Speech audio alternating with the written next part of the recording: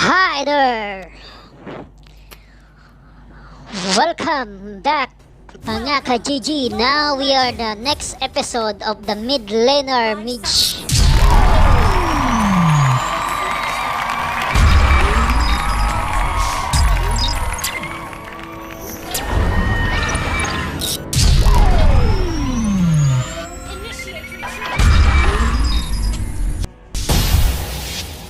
Ahri is a staple pick in most mid laners' champion pool, and for good reason. She functions really well as a ranged lane bully that brings a lot more to the table. Her Q is such a fantastic ability for lane phase. It allows her to stay topped off with the passive as well as shove the lane quickly whenever she needs to. The true damage also makes it scale really well into the late game once more people have magic resist. Her ultimate paired with her charm also makes it so she has immense pick potential in the mid and late game, so she doesn't even fall off. This is what makes Ahri the jack of all trades when it comes to mid lane.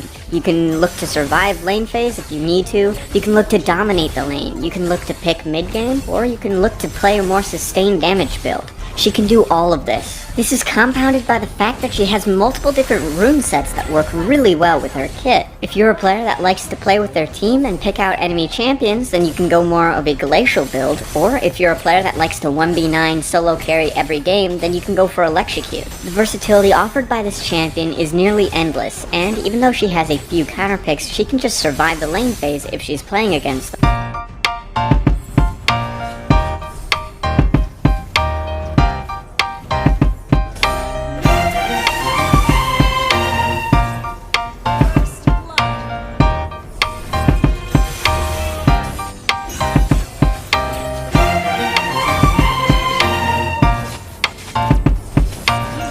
Until level 3 or 4, so a lot of champions will be able to outtrade her in early levels. The advantage that Ahri does have on most champions in the early levels is her shove potential. A lot of the time you're just going to be taking Q level 1 and shoving the wave with it. If the enemy tries to contest your shove, you can trade them with auto attacks. This is perfectly fine for Ahri to do due to the passive on her Q giving her sustain. Once you have the passive fully stacked to 9 stacks, your next ability is going to heal for however many targets it hits. Using your fully stacked passive paired with another Q on a grouped cannon wave can heal you an immense amount. It makes it so that most champions just cannot match your sustain in the laning phase. While Ahri does not excel in extended trades early on into the game, she's almost unmatched in short trades. Again, this is because of her passive. Even short trades like auto WQ, proccing electrocute, will outtrade most people, even if they proc the same amount of damage on you. The Q passive is just so strong for laning phase and allows you to bully out most champions. You can also use her actual passive to kite out of a fight. Just an auto attack and a W will proc the movement speed, allowing you to escape if you need to. It's a very good disengage tool, especially early on into the game where a lot of champions' mobility is going to be lacking. In order to master your laning phase on Ahri, you need to be mastering these two passives. Keep yourself safe and away from the enemy champion using your passive, and keep yourself topped off using the passive on your Q. Doing this will allow you to save charm for ganks. Typically, you're only going to be using charm in the early game if you're doing an all-in. While this is definitely doable if you are able to poke down the enemy champion low enough to perform an all-in, a lot of the time you won't be seeing charm usage unless a gank occurs. If your jungler is ganking for you, then you can use charm to set up an early kill. If you're the one being ganked, however, then you can use charm on the enemy. This will allow you to escape during the CC duration and prevent unnecessary deaths in the laning phase before you unlock your ultimate. Once you do have your ultimate leveled, your laning phase is significantly safer. This will allow you to play much more aggressive and in the enemy's face. The biggest mistake that I see people making on Ahri is deaths before 6. These need to not happen, and if they are happening to you, you need to find a way to make them stop happening. If the enemy champion is unable to get a lead pre-6, it's very unlikely that they're going to be able to get a lead on you after level 6. This is because at level 6, Ahri's shove potential is really good. This allows her to either roam or poke the enemy champion under the tower. Ahri's roams after level 6 are very potent. This is because she has one of the best gap closures in the game with her ultimate. This paired with her charm can guarantee kills on overextended targets really easily. If you are opting to play Glacial Augment Ahri, then your pick potential only goes up the later the game goes. Hextech GLP and Spooky Ghosts paired with Glacial Augment's laser make it so that you can hit almost any charm. Any target that doesn't have flash or any mobility will almost be guaranteed to die because of this. This is why I heavily recommend Glacial Augment Ahri over Electrocute Ahri. While Electrocute Ahri is good and still can solo carry, the game is in more of a team play meta. It's oftentimes much more beneficial to you to just play with your team, get picks, and close out the game early. Dealing damage is not the only aspect of the game, and while Electrocute Ahri does excel at that, it is not nearly as good at picking enemy champions. Now, just because Glacial Ahri does excel at grouping with your team and picking out enemy champions does not mean that you should perma-group with your team. Please do not do this. You are a solo laner, and as a result, you need to be getting solo EXP. If you're only staying grouped with your team, everyone on your team is going to be lower level, and you're just going to lower your chances to win. You'll know when the proper time to group is because you'll be looking to pick out in order to make an objective like Dragon or Baron happen. If you do not have a real objective in mind, then it is better to just stay in the side lane and continue to farm and scale up. I can't count how many times I've seen Glacial Ahri players just perma-group with their team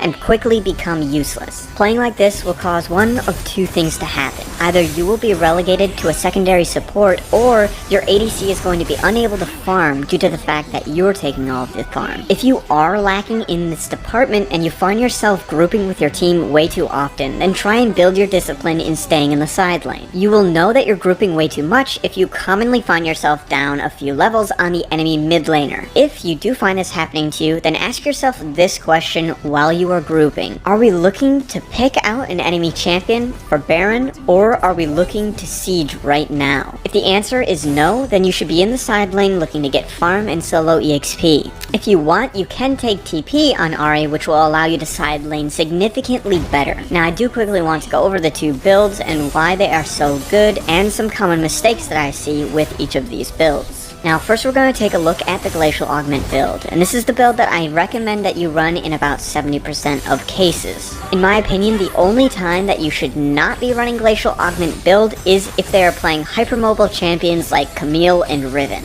Glacial Augment doesn't really do anything to champions with a lot of dashes, so in that case, you should be running Electrocute instead. Against an immobile team, however, Glacial Augment just takes the cake. The pick potential is just way too good to pass up on in the vast majority of your games, so you should be taking it in the vast majority of your games. You're going to be taking Glacial Augment paired with Magical Footwear, Minion Dematerializer, and Cosmic Insight. Your secondary tree is going to be Domination with either Cheap Shot or Taste of Blood and Ingenious Hunter. A lot of the time I see people taking Biscuits over Minion Demats, and this will lower your shove potential, especially early on into the game. Remember, Glacial Ahri is all about picking out the enemy team, so the faster you can shove the wave, the quicker you can get to a side lane and help your team out. The other big mistake that I see people making with this page is they take Ultimate Hunter over Ingenious Hunter. With this build, your ultimate is more of a defensive tool. You want as many Ingenious Hunter stacks so that you can have as much uptime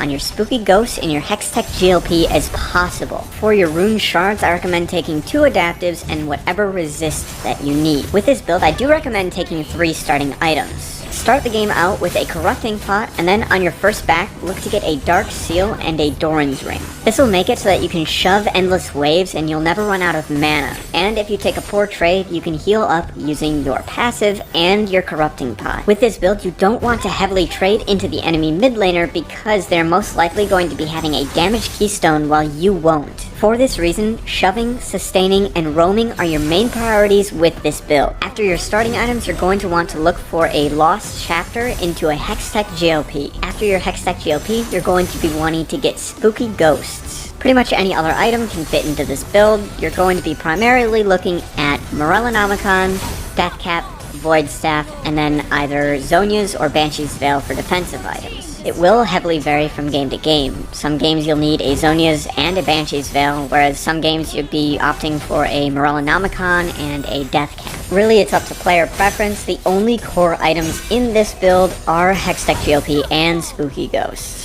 Now, moving on to the Electrocute build, and this is what you're going to be running in those high mobility games. Now, I do heavily recommend only taking Flash and Ignite if you are going to be running this page. I don't think taking defensive summoner spells are good if you're going to be running this page, and I don't think that taking TP is going to be good either. Your secondary rune choices ultimately are going to be up to player preference, but I would highly recommend taking Taste of Blood, Eyeball Collection, and Ravenous Hunter. For secondary rune tree, you can either take Inspiration or Sorcery second. With Inspiration secondary, you're going to be looking at Magical Footwear paired with either Biscuit Delivery or Minion Dematerializers. Biscuit Delivery will help you with hard trades early on into the laning phase. Since you aren't starting 3 starting items with this build, you're going to be having a lot less sustain. You're also going to be trading much more heavily with this page, so you'll be taking a lot more damage. Therefore, you will need a lot more sustain. Biscuit Delivery can definitely help with that.